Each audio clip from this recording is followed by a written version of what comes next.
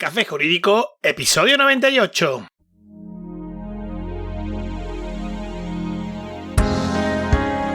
Muy buenas tardes, bienvenido de nuevo. Hoy jueves, día 4 de marzo, mi nombre es Juanma Delgado y esto es Café Jurídico, un espacio de divulgación jurídica donde, en el tiempo que dura un café, abordaremos novedades legislativas, interpretaciones de doctrina y jurisprudencia sobre distintas temáticas, aprenderemos a manejar herramientas para la eficacia y la productividad profesional y, en definitiva, nos acercaremos de una forma amena y distendida al sector jurídico. ¡Comenzamos!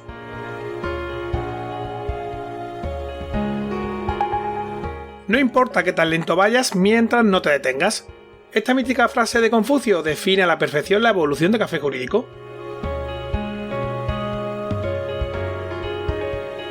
Como sabes, este mes de marzo es especial para el podcast, puesto que cumplimos nuestro primer año compartiendo un par de cafés por semana con todos vosotros, hablando de cuestiones relacionadas con la abogacía y el sector jurídico. Vale, algunos programas han sido mejores, otros peores, pero lo importante es que hemos estado ahí, sin pausa, algo que esperamos poder seguir haciendo por mucho tiempo. El caso es que a nuestro ritmo seguimos creciendo, teniendo muy presente todas las sugerencias que día a día nos vais dando, porque a veces acertamos a la primera y otras pues no tanto, y tenemos que guiarnos a través de los comentarios y sugerencias que recibimos por vuestra parte. Fruto de esa interacción han surgido secciones como el consultorio jurídico, las novedades legislativas del mes, los casos de éxito, y hoy seguimos avanzando y comenzamos sección de la mano de nuestra nueva colaboradora Virginia Martínez Sánchez, abogada de Jaén, que una vez al mes nos va a traer la jurisprudencia más relevante y de plena actualidad sobre distintas cuestiones. Bienvenida, Virginia. Buenos días, Juanma. Encantada de colaborar en Café Jurídico. Como tú bien comentabas, a partir de hoy trataré de aportar mi granito de arena a nuestros colegas, incluso a los particulares, comentando la jurisprudencia más relevante que ha caído en mis manos a medida que me documentaba para abordar mis casos. Bueno, Virginia, antes de continuar, y dado que es la primera vez que apareces por los micrófonos del programa, ¿te parece si hacemos un pequeño momento spam y explica a nuestros oyentes cómo y dónde pueden encontrarte? En Instagram y Facebook, Virginia Martínez Abogada. En Twitter, @VMSabogada. Y en LinkedIn, Virginia Martínez Sánchez, donde diariamente publico lo más relevante de la jurisprudencia con enlace a la sentencia y demás. Y por supuesto en mi página web, www.virginiamartinezabogada.es, en la que tengo un apartado de jurisprudencia muy completo y desde donde además es posible también contactarme para cualquier cuestión. Tengo que decir que yo me he hecho adicto al trabajo que lleva haciendo desde hace mucho tiempo Virginia, porque en sus perfiles efectivamente publica jurisprudencia sobre distintas cuestiones. Y claro, cuando estás por ahí golindreando un poco por LinkedIn y demás, ¡zas!, de repente te encuentras con una publicación que es una auténtica joya. Una píldora formativa como tal. Y bueno, de ahí y de las sugerencias de muchos de vosotros surge este nuevo formato de programa de carácter mensual, que esperamos que os guste. Aunque, como todo, estamos abiertos a sugerencias, así que no lo dudes y envíanos tu feedback sobre el programa para que podamos seguir creciendo y mejorando. Dicho esto, cuéntanos, Virginia, ¿con qué vamos a estrenar esta sección? Pues hoy traigo al café 5 sentencias relativas a otros tantos campos del derecho que me llamaron la atención por su relevancia y, sobre todo en el caso de la última que comentaremos, por ser de extraordinaria actualidad y utilidad incluso para aquellos particulares que nos escuchen. ¡Fenomenal! En un momento te doy la palabra de nuevo para comenzar, pero antes cursosjurídicos.es, el entorno virtual de aprendizaje creado por y para profesionales del sector jurídico, aportando una visión de 360 grados sobre todos los aspectos relativos al ejercicio de este tipo de profesión, con un enfoque práctico y muy orientado a la adquisición de competencias. Y ahora sí, adelante, Virginia. Muchas gracias, Juanma. Pues en el área de lo contencioso destacamos la sentencia del Tribunal Supremo 4367/2020 de fecha de 17 de diciembre, que versa sobre la sujeción o no de la operación que da lugar a la disolución parcial de una comunidad de bienes, que en este caso formaban 2 hermanos, al impuesto de transmisiones. Para este caso hay que tener en cuenta el artículo 7 del Real Decreto Legislativo 1/1993 de 24 de septiembre, por el que se aprueba el texto refundido de la Ley del Impuesto sobre Transmisiones Patrimoniales y Actos Jurídicos Documentados, que define el hecho imponible y dispone, en lo que a este caso concreto interesa, que por un lado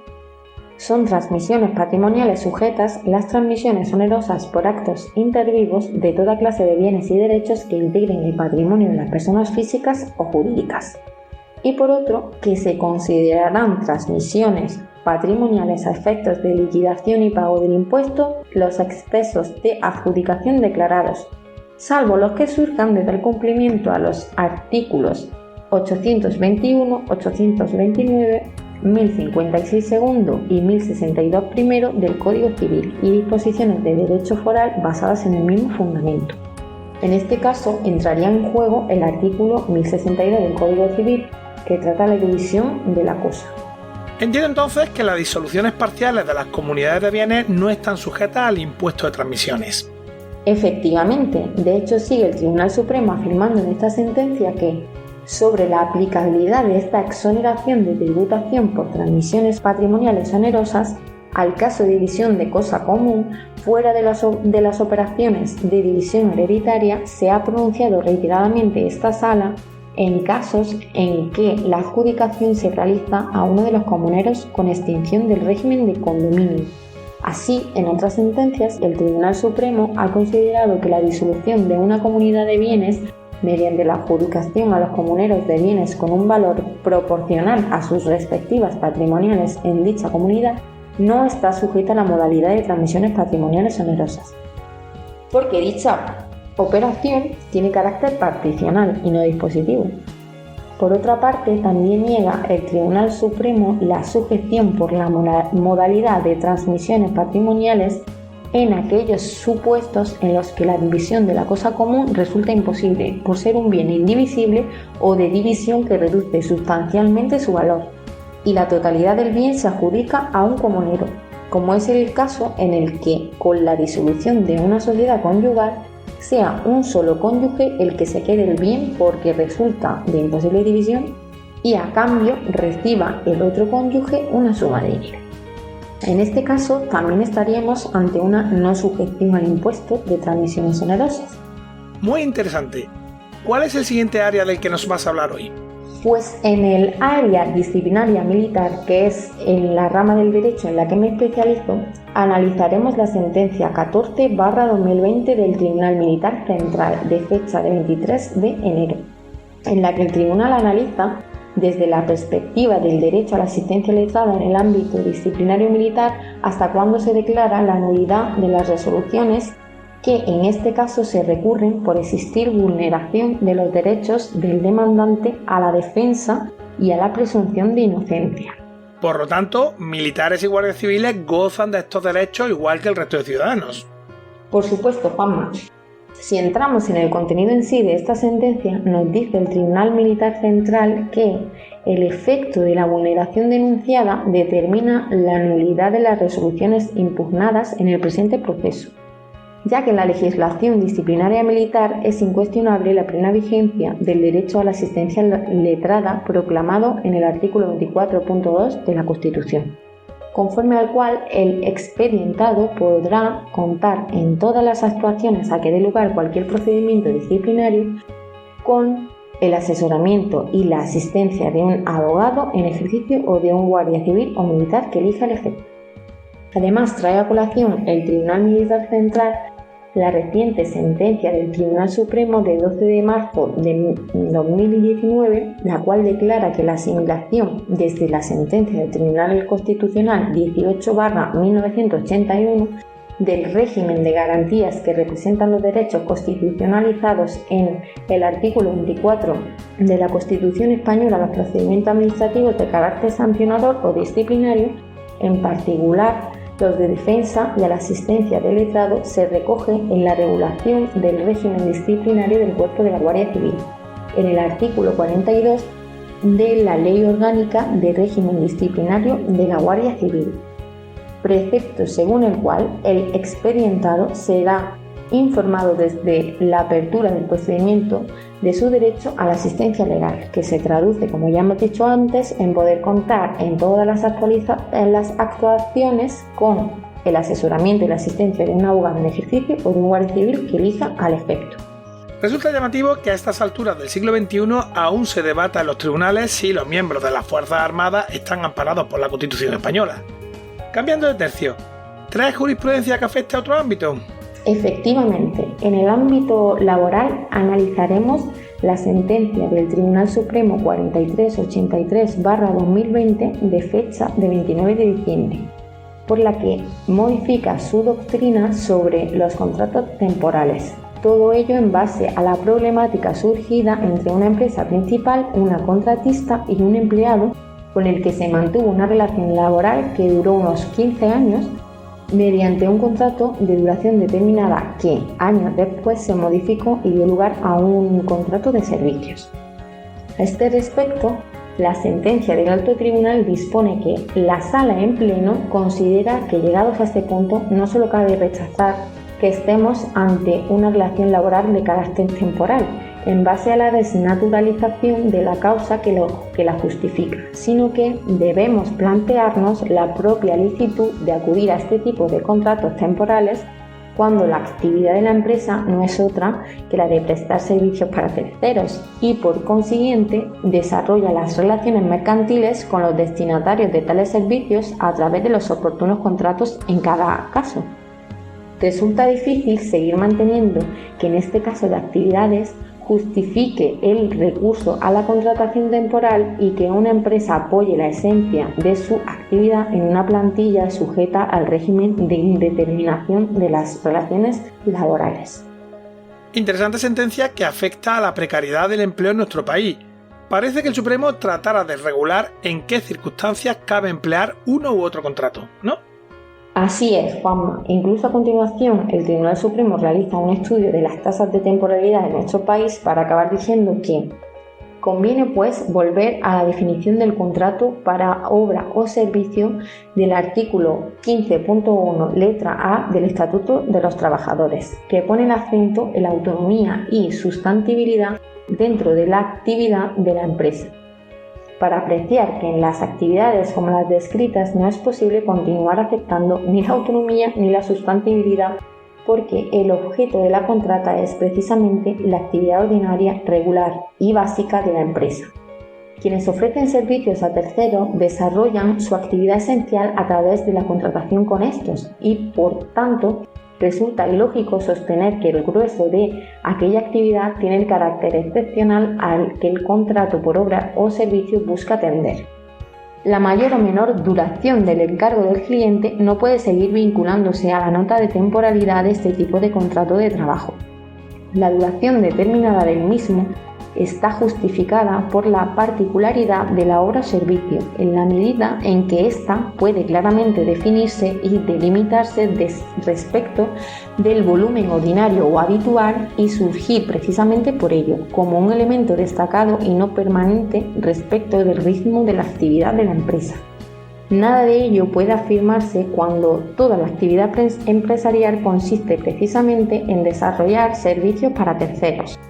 Estos, como tales, estarán sujetos a una determinada duración en atención al nexo contractual entablado con la empresa cliente, pero tal delimitación temporal en su ejecución no puede permear la duración de la relación laboral de la plantilla de la empresa si no se atienden a las notas estrictas del artículo 15.1, letra A del Estatuto de Trabajadores. De esta forma, el Tribunal Supremo rectifica la doctrina que venía manteniendo, en la cual la duración temporal del servicio se proyectaba sobre el contrato de trabajo y, en suma, ha ampliado el concepto de obra o servicio determinado del precepto legal. Confiemos en que las empresas sigan las pautas dictadas por el Alto Tribunal. ¿Alguna sentencia penal? En efecto, Juanma. Bueno, pues en el ámbito penal resulta curiosa esta sentencia del Tribunal Supremo 194/2020, de fecha de 21 de enero, en la que el Alto Tribunal trata sobre la prueba indiciaria, que es aquella que permite dar por acreditados en un proceso judicial unos hechos sobre los que no existe prueba directa. Concretamente, esta sentencia dice que la jurisprudencia constitucional y la de esta sala ha establecido que, en ausencia de prueba directa, en algunos casos es preciso recurrir a la prueba circunstancial, indirecta o indiciaria, cuya validez para enervar la presunción de inocencia ha sido admitida reiteradamente por ambos tribunales. A través de esta clase de prueba, es posible declarar probado un hecho principal a través de un razonamiento construido sobre la base de otros hechos, los indicios, que deben reunir una serie de condiciones, concretamente que el razonamiento se apoye en elementos de hecho y que estos sean varios, que estén acreditados, que se relacionen reforzándose entre sí y desde el punto de vista formal, que el juicio de inferencia pueda considerarse razonable y que la sentencia lo exprese, lo que no supone la imposibilidad de otras versiones distintas de los hechos, de manera que el tribunal haya debido inclinarse por la única certeza posible, pero sí exige que no se opte por una ocurrencia fáctica basada en una inferencia débil, inconsistente o excesivamente abierta. Por lo tanto, el Supremo entiende que puede declararse probado un hecho mediante una prueba indiciaria sin que se vulnere el derecho a la presunción de inocencia. ¿No es así, Virginia? Así es, Juanma. De hecho, continúa el Tribunal Supremo diciendo que solo cabe considerar vulnerado el derecho a la presunción de inocencia en este ámbito del enjuiciamiento cuando la inferencia sea ilógica o tan abierta que en su seno quepa tal pluralidad de conclusiones alternativas que ninguna de ellas pueda darse por probada. Este extracto pertenece a otra sentencia dictada por la misma sala del Alto Tribunal y que acaba determinando que, en definitiva, es reiterada la doctrina de que, salvo supuestos en que se constate irracionalidad o arbitrariedad, este cauce casacional no está destinado a suplantar la valoración por parte del tribunal sentenciador de las pruebas apreciadas de manera directa. Estas cuestiones dan mucho que hablar, ya que la prueba indiciaria en ocasiones puede beneficiarnos y en otras tantas puede perjudicar a nuestro planteamiento. ¿No os parece? Me encantaría recibir vuestra opinión en comentarios.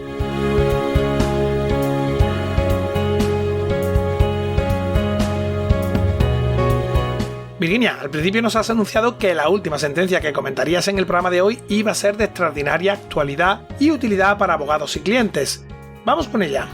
Efectivamente, por último os traigo una sentencia que seguro que en la práctica os va a servir a muchos de vosotros, ya seáis profesionales del derecho o particulares. Y es que la sentencia de la Audiencia Provincial de Gerona 13/2021, de fecha de 3 de febrero,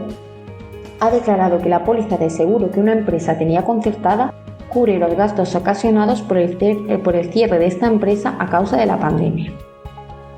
La referida sentencia dice que surge la duda de si el supuesto de paralización como consecuencia de la pandemia por COVID-19 está o no cubierto, en la medida que, por dicho motivo, ocasiona la pérdida de beneficios durante el periodo de indemnización, sin entrar en disquisiciones dogmáticas sobre si se debe distinguir si el negocio se interrumpe por causa del virus o por causa de una medida gubernamental de paralización, en cuyo caso podría surgir la duda de si la aseguradora puede o no repetir al Estado, supuesto que en todo caso el asegurado ve interrumpido su negocio y mermados sus ingresos, y precisamente por ello, cuando en el condicionado general no se contempla expresamente el apartado paralización por resolución gubernamental ante una pandemia, y ello se opone por la aseguradora al asegurado. Nos hallamos ante una clara limitación de los derechos del asegurado en un contrato de adhesión, por lo que su validez y oponibilidad vendría ocasionada al cumplimiento de los específicos requisitos de aparecer destacadas de modo especial en la póliza y haber sido específicamente aceptadas por escrito del artículo 3 de la Ley de Contrato de Seguro. Refuerza el argumento de que nos hallamos ante una cláusula limitativa el hecho de que el condicionado general contiene en su apartado 3, referido a coberturas de daños, una expresa remisión al condicionado particular donde la indemnización por cese del negocio tiene una limitación temporal de cobertura. En todo caso, el hecho de que la póliza examinada no contemple expresamente la cobertura del riesgo referido a la paralización del negocio por una pandemia impone que su exclusión en el condicionado general por la aseguradora reclamaba los requisitos del artículo 3 de la Ley de Contratos de Seguros, es decir, estar destacada de forma especial y aceptación por escrito del asegurado. Y ello por aplicación de los principios antes mencionados, referidos al contenido natural del contrato de seguro y a las expectativas que podía tener el asegurado cuando aceptó la póliza por ver cubierto de manera expresa pérdida de beneficio / paralización de su actividad.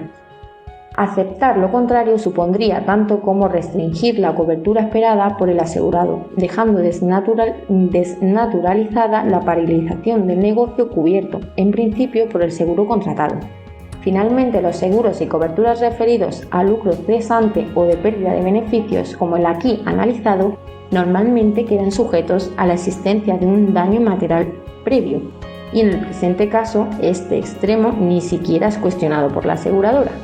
Si no entiendo mal, esto significa que todos los empresarios deben de revisar los seguros que tienen concertados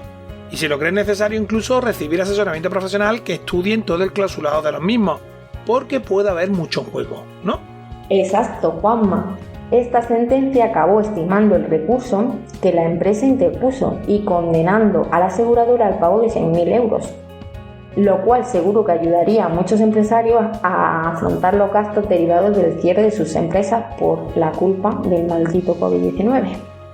Y nada, esto ha sido todo por hoy. Si queréis consultar cualquiera de las sentencias que hemos comentado hoy, en las notas del programa os dejamos enlace de descarga a las distintas resoluciones comentadas, para que si os interesa podáis consultarlas.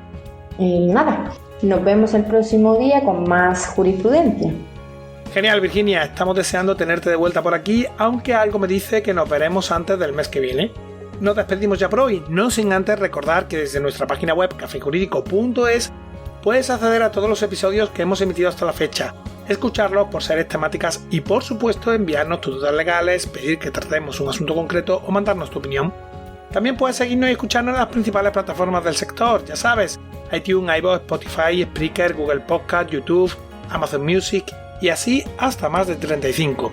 Suscríbete, emitimos programa los martes y jueves a las 4:30 de la tarde.